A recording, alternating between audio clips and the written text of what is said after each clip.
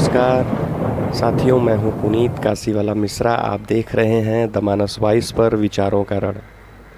आज का विषय बेहद गंभीर है क्योंकि ये हमला हमारे देश में नहीं बल्कि हमारे देश के बाहर से ये हमला हुआ है और ये हमला हमारी अस्मिता पर हुआ है और वो भी सीधे सीधे ब्राह्मण समाज के ऊपर हुआ है।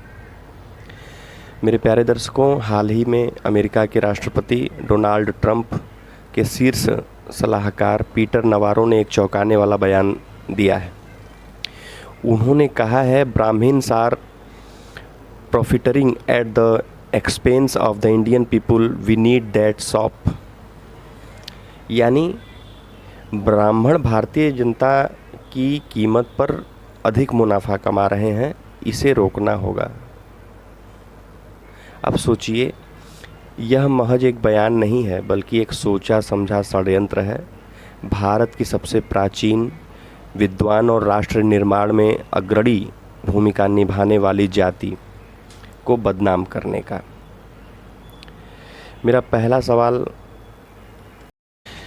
मेरे 3 सवाल हैं पीटर नवारो जी से। क्या पीटर नवारो को भारत के ब्राह्मणों से इतनी समस्या क्यों है? क्या उन्होंने हमारे समाज की भूमिका पढ़ी नहीं, या जानबूझकर हिंदुत्व और ब्राह्मणवाद पर चोट करने की कोशिश कर रहे हैं? ब्राह्मण ज्ञान का प्रतीक होता है। इतिहास गवाह है, वेद हो, पुराण हो या गणित हो या खगोल शास्त्र हो, आयुर्वेद हो या नीति शास्त्र हो, ब्राह्मणों ने सिर्फ और सिर्फ भारत ही नहीं पूरी मानवता को दिशा देने का काम किया।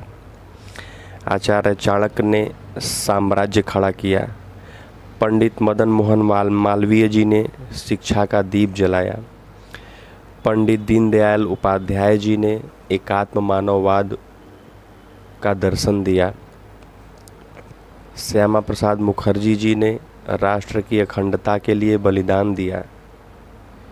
क्या ये सब लूट करने आए थे या फिर अपना पूरा जीवन राष्ट्र को समर्पित करने आए थे? ब्राह्मण और त्याग की परंपरा रही है हमारे देश में। एक किसान अन्न देता है, एक सैनिक सीमा की रक्षा करता है और एक ब्राह्मण ज्ञान देकर पूरे समाज की आत्मा को सुरक्षित रखता है।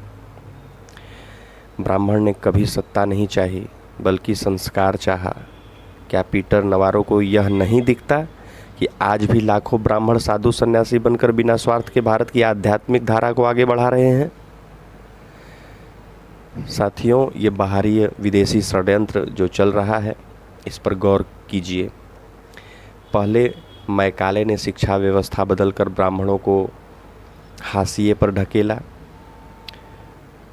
फिर औपनिवेशिक शक्तियों ने डिवाइड एंड रूल के तहत जातीय वैमनस्य फैलाने का काम किया और अब अमेरिकी थिंक टैंक और पश्चिमी बुद्धिजीवी उसी एजेंडे को आगे बढ़ा रहे हैं, क्योंकि वे जानते हैं जब तक ब्राह्मण और उसकी विचारधारा जीवित है तब तक भारत को गुलाम नहीं बनाया जा सकता।